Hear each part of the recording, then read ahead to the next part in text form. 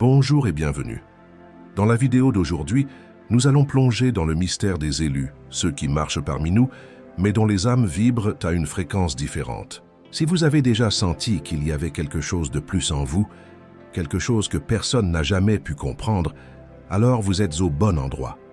Dès l'enfance, vous avez remarqué que vous étiez unique. Alors que les autres enfants se contentaient de la simplicité du moment, vous portiez déjà des pensées trop profondes pour votre âge. Vous observiez plus que vous ne participiez, vous ressentiez plus que vous ne pouviez exprimer. Et parfois, il semblait que vous saviez des choses que vous n'aviez jamais apprises, comme si vous portiez en vous une mémoire ancienne, endormie mais vivante. Même sans comprendre, vous ressentiez. Au fond, vous avez toujours su que vous n'étiez pas comme les autres. Vous ne vous sentez pas supérieur, mais vous n'avez jamais pu vous sentir égal non plus. Il y a une différence subtile, invisible, mais constante. Une sensation de décalage, d'être au bon endroit mais dans la mauvaise réalité, comme si votre conscience était trop vaste pour tenir dans les règles de ce monde. Comme si vous viviez une expérience humaine, mais en sachant que vous ne veniez pas d'ici. Et aussi fort que vous essayez d'ignorer, il y a une voix silencieuse en vous qui répète toujours la même chose. Vous n'êtes pas d'ici. Cette perception vous accompagne, vous fait tout remettre en question, vous éloigne parfois car il est difficile de se connecter avec le superficiel lorsque vous voyez tout en profondeur. C'est pourquoi, même entouré de gens, vous ressentez cette solitude que seuls ceux qui sont de l'extérieur comprennent, parce que l'élu porte une fréquence différente, comme un signal venu de loin, essayant de s'adapter à un système qui ne le reconnaît pas, et cela fatigue. Cela fatigue d'essayer de s'intégrer là où l'on n'est pas fait pour appartenir. Cela fatigue de parler à des gens qui ne voient que la surface, alors que vous voyez à travers les masques, entendez ce qui n'a pas été dit et ressentez ce que personne n'ose admettre. Vous ressentez de la nostalgie, mais vous ne savez pas de quoi. C'est une nostalgie étrange, silencieuse, un vide que le monde matériel ne comble pas. Parce que même si votre corps est né ici, votre essence vient d'ailleurs. Et au fond, vous l'avez toujours su. Vous vous êtes déjà regardé dans le miroir et avez senti que ce que vous voyez là n'est pas tout ce que vous êtes. C'est comme si le corps n'était qu'une petite partie de quelque chose de beaucoup plus grand. Vous marchez, parlez, respirez comme tout autre être humain. Mais à l'intérieur, il y a quelque chose de différent. Quelque chose qui observe tout cela comme si vous utilisiez simplement le corps comme un vêtement emprunté, une armure temporaire, un véhicule pour quelque chose d'invisible. L'élu ressent cela. Il ne s'agit pas d'arrogance ou de fantaisie, c'est une perception silencieuse, intime, presque secrète. La sensation d'être à l'intérieur de quelque chose qui ne représente pas complètement qui vous êtes. C'est comme si la chair était un déguisement et la conscience, le vrai vous. Vous ressentez, même sans pouvoir l'expliquer, qu'une partie de vous n'est ici que de passage. Avec le temps, cette sensation s'intensifie. Vous commencez à réaliser que le corps a ses limites, mais pas votre esprit, ni votre énergie, ni votre intuition. Et cela crée un conflit. Vivre dans un système qui vous traite comme un de plus, alors qu'à l'intérieur de vous habite quelque chose qui dépasse la logique de ce monde. Vous ressentez le poids de la gravité et de la routine, des règles qui vous entourent, mais au fond, vous savez que votre véritable nature ne se limite pas à cela. Peut-être est-ce pour cela que vous n'avez jamais pu suivre le même chemin que tout le monde. Alors que la majorité se contente du visible, vous cherchez l'invisible. Alors que beaucoup se sentent en sécurité dans la matière, vous vous méfiez d'elle. Parce que l'élu sait, même s'il ne peut pas le mettre en mots, que tout cela n'est qu'une illusion nécessaire, un théâtre, et que le corps humain n'est que le rôle que vous jouez pour un temps, mais que le vrai acteur est au-delà de la scène. Le plus curieux, c'est que, malgré toute cette perception, vous ressentez encore les douleurs humaines. Le corps vous tire vers le bas, vous limite, vous emprisonne dans le temps, mais votre conscience résiste. Elle veut aller plus loin. Elle cherche à se souvenir de ce qu'elle est et de pourquoi elle a accepté de s'incarner ici. Parce que l'élu n'a pas complètement oublié qui il est, il ne fait que prétendre pour l'instant. Si jusqu'ici vous avez senti que je vous parlais directement, c'est peut-être le cas. Ce contenu n'est pas pour tout le monde.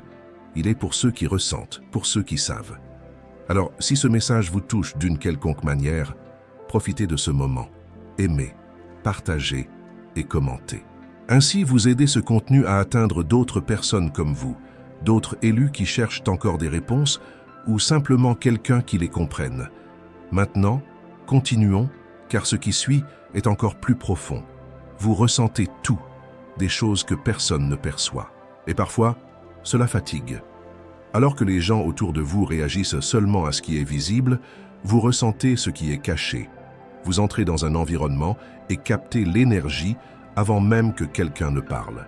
Vous savez quand quelqu'un ment, non pas par les mots mais par le poids dans l'air. Vous pouvez sentir la douleur de ceux qui sourient. Et même quand tout semble calme, vous savez que quelque chose ne va pas. Cette sensibilité n'est pas quelque chose que vous avez apprise. Elle a toujours été là. Et aussi fort que vous ayez essayé de vous fermer, de vous protéger ou même de vous convaincre que vous exagérez, elle continue à se manifester de plus en plus fort. C'est parce que l'élu porte des capteurs que la plupart des gens ne savent même pas exister. Il a été programmé pour ressentir au-delà de la surface, pour percevoir les fréquences, les intentions, les déséquilibres. Et ce n'est pas un défaut, c'est une fonction. C'est l'une des formes les plus silencieuses de protection, et aussi l'une des plus difficiles à porter, car tout ressentir signifie aussi absorber beaucoup. Vous êtes déjà resté épuisé après avoir été près de certaines personnes, même sans leur avoir parlé. Vous avez déjà eu envie de quitter un endroit sans raison logique. Vous avez déjà pleuré pour quelque chose que vous ne pouviez pas expliquer. C'est votre sensibilité qui essaie de vous avertir que tout n'est pas ce qu'il semble et que vous captez quelque chose que les yeux ne montrent pas. Mais le monde ne comprend pas cela. On vous appelle trop intense, trop fragile, trop compliqué. Et c'est pourquoi vous avez appris à vous cacher, à faire semblant de ne pas ressentir, à taire votre sensibilité pour être accepté dans un environnement où elle n'est pas valorisée. Mais voici une vérité, ce monde est brisé précisément parce qu'il ignore la sensibilité, parce qu'il rejette ce qui est ressenti. Et c'est pourquoi les élus existent. Ils sont comme des antennes vivantes, perçoivent la douleur que personne ne veut voir, le chaos que personne ne veut admettre et la vérité que beaucoup évitent. Être sensible n'est pas être faible, c'est être rare. Et dans le cas de l'élu, c'est aussi une clé, une forme de connexion avec quelque chose de plus grand, une mémoire vivante de ce qu'il est vraiment. Depuis que vous vous comprenez, vous avez toujours senti que vous étiez l'étranger dans le nid. Même en essayant de vous intégrer, quelque chose vous laissait toujours à la marge. Vous n'étiez pas exactement exclu, mais vous n'avez jamais été complètement accepté non plus. Et avec le temps, vous avez arrêté d'essayer, parce que le monde normal vous rejette de manière subtile. Ce n'est pas avec des mots directs, c'est avec des regards, des silences, avec cette sensation que votre présence dérange sans raison. Vous parlez et l'environnement change. Vous entrez et quelque chose s'agite. C'est comme si votre simple existence confrontait les structures invisibles des gens autour de vous. Et la vérité est que c'est exactement ce qui se passe. L'élu, simplement par sa présence, active chez les autres ce qu'ils essaient de cacher, réveille des inconforts, expose des vérités et souvent sans dire un mot, simplement en étant là. Peut-être est-ce pour cela que vous avez appris à marcher en silence, à observer plus qu'à participer, à contrôler ce que vous ressentez, ce que vous dites, ce que vous montrez, non par faiblesse, mais par protection. Parce qu'avec le temps, vous avez réalisé que le normal est fragile et que votre présence, aussi pure soit-elle, est perçue comme une menace. L'école a déjà été un champ de bataille. La famille vous a peut-être trouvé trop difficile. Les amis vous ont abandonné sans explication. Et dans les relations, l'amour s'est transformé en peur lorsque vous avez commencé à montrer qui vous étiez vraiment. Mais le problème n'a jamais été vous. C'est que le commun rejette ce qui est rare, parce qu'il ne sait pas comment gérer ce qu'il ne peut pas contrôler. L'élu n'est pas venu pour s'intégrer, mais pour briser les schémas, pour être l'exception qui remet en question la règle. Et le monde qui survit à base de répétition ne gère pas bien les exceptions. C'est pourquoi vous avez été rejeté, mais c'est aussi pourquoi vous êtes nécessaire. Au fond, ce rejet vous a forgé. Il vous a préparé à une réalité qui va au-delà de ce que les yeux communs peuvent voir. Et si aujourd'hui vous vous sentez à part du monde, c'est peut-être parce que vous êtes né pour reconstruire ce qui est au-delà. Vous avez déjà eu cette sensation de savoir quelque chose sans savoir comment vous le savez. Des pensées qui surgissent de nulle part, comme si elles n'étaient pas les vôtres. Des idées, des visions, des alertes, comme si quelqu'un ou quelque chose vous soufflait des vérités que vous n'avez jamais apprises, mais que vous reconnaissez comme des souvenirs. L'élu vit avec ce type d'intuition, et avec le temps, il cesse de douter parce qu'il commence à réaliser que ces insights ne sont pas aléatoires.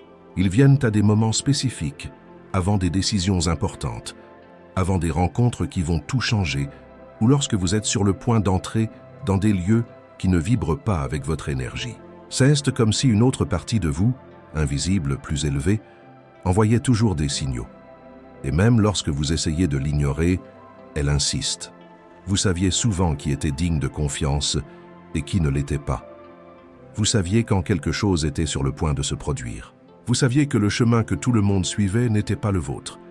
Et même sans preuve, même sans explication, vous aviez raison, encore et encore.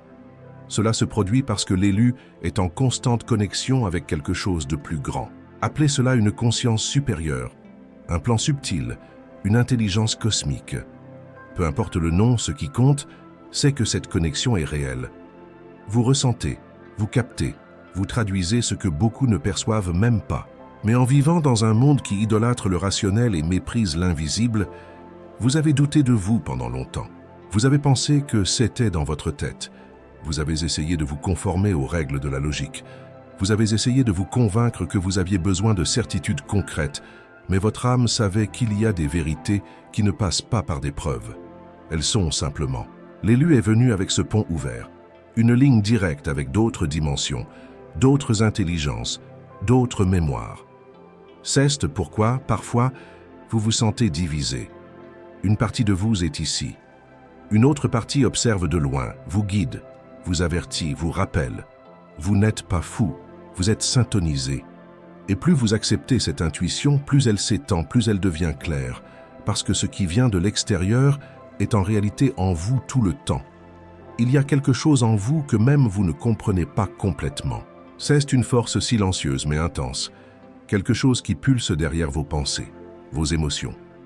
Une sorte de pouvoir qui, lorsqu'il se manifeste, vous surprend même vous. L'élu porte cela depuis qu'il est arrivé ici, et pendant longtemps, il a essayé de le cacher, d'essayer de s'intégrer, d'essayer d'être normal. Mais la vérité est qu'il y a une grandeur en vous qui ne rentre pas dans des petites cases. Et nous ne parlons pas de super-pouvoirs de film. Nous parlons de votre présence, de votre capacité à voir au-delà des apparences, à influencer l'environnement simplement avec votre état d'esprit, à toucher les gens avec des mots dont vous ne savez même pas d'où ils viennent, à transformer la douleur en force, le silence en guérison, le chaos en vision. Sauf que ce pouvoir fait peur parce qu'il vous oblige à être responsable de tout ce que vous êtes. Il vous sort de votre zone de confort. Il vous fait réaliser que vous n'êtes pas venu ici seulement pour survivre, payer des factures ou répéter des schémas. Vous êtes venu pour interférer avec la réalité, et cela pèse. C'est pourquoi parfois vous vous sabotez, vous vous diminuez, vous vous isolez. Il est plus facile de paraître fragile que d'assumer l'impact que vous avez vraiment. Il est plus confortable de faire semblant de ne rien ressentir que d'admettre que vous pouvez tout changer autour de vous simplement avec votre présence consciente. Le monde vous a appris qu'avoir du pouvoir est dangereux, qu'il est mieux de se taire, d'obéir, de suivre ce qui existe déjà. Mais l'élu sait au fond de lui qu'il n'est pas venu pour suivre, mais pour ouvrir la voie et que son pouvoir n'est pas pour dominer qui que ce soit, mais pour illuminer. Mais pour que cela se produise, vous devez accepter qui vous êtes, assumer votre énergie, vous reconnecter avec votre origine et arrêter de demander la permission d'exister. Oui, cela va déranger beaucoup de gens, mais n'oubliez pas les lampes qui brillent le plus sont celles qui causent le plus d'inconfort dans l'obscurité. Être différent a un prix que peu comprennent, et ce prix s'appelle souvent solitude. Mais pas cette solitude physique d'être seul dans une pièce vide. C'est une solitude beaucoup plus profonde. Plus invisible la solitude spirituelle, l'élu ressent cette distance du monde qui l'entoure. Même entouré de gens, il se sent seul, parce que peu de gens peuvent suivre l'intensité de ce qu'il vit intérieurement. Peu comprennent cette lutte constante entre ce qu'il est et ce qu'on attend de lui. Vous vous êtes déjà surpris à ressentir un vide que rien ni personne ne peut combler. Cette sensation est l'âme qui se souvient qu'elle est déconnectée de qui elle est vraiment. Déconnectée de sa mission, déconnectée de l'endroit d'où elle vient, même si cet endroit est difficile à nommer. Cette solitude est douloureuse, oui, mais elle est aussi un appel, une invitation à regarder à l'intérieur et à trouver la force qui vient de votre essence, car c'est seulement dans cette connexion véritable que vous découvrirez que vous n'avez jamais été vraiment seul. Et même si le monde semble vous rejeter, que personne ne comprend votre manière d'être, votre sensibilité, votre pouvoir, la vérité est que cette solitude fait partie du chemin, un passage nécessaire pour que vous grandissiez, évoluiez et deveniez ce pourquoi vous êtes né. L'élu comprend que la solitude est le prix à payer pour porter une lumière si rare, mais il sait aussi que cette lumière, un jour, éclairera de nombreux chemins et que, même dans l'obscurité, il ne sera jamais seul. Nous arrivons à la partie la plus importante de ce voyage, la mission de l'élu. Vous qui sentez que vous n'êtes pas sans humain, qui portez une sensibilité qui fait peur, qui vivez la solitude de celui qui voit au-delà, sachez que tout cela a un but plus grand. La mission de l'élu n'est pas facile.